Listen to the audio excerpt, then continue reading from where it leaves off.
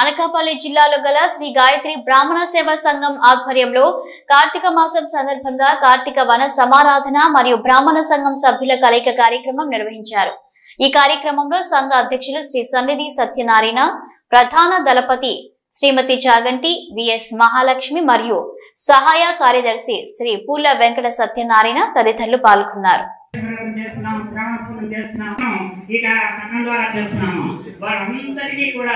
ఆర్థిక సహకారం కావాలి కాబట్టి ఆర్థిక కృషి ఉంటేనే ఏ సంఘమైనా ముందుకు నడుస్తుంది। అభిమానం ఉండాలి, ఆత్మీయత ఉండాలి, సంఘం పరిపుష్టిగా ఉండాలి।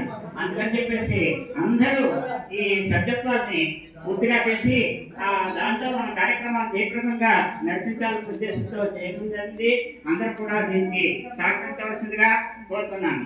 అయితే ఈ రోజున వెంకటరమణ గారు 500, కొమ్మలమంచి గోవిందరావు గారు 500, తటవర్తి శివరామకృష్ణ 500, ధన్యరాజు శివరామయ్య గారు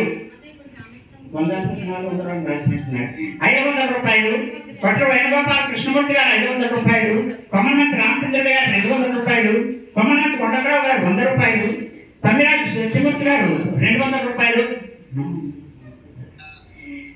200 రూపాయలు, కొమ్మలమంచి వారు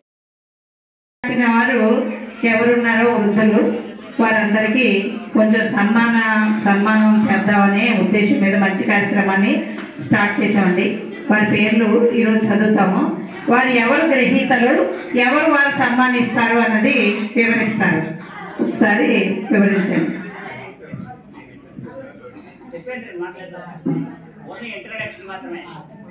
ఓం శ్రీ గురుభ్యో నమః। పేరు మాత్రమే నేను సెక్రటరీ కానీ మొత్తం అంతా చూసుకునేదంతా సత్యనారాయణ వేశాలను। నేను నా పేరు తీసి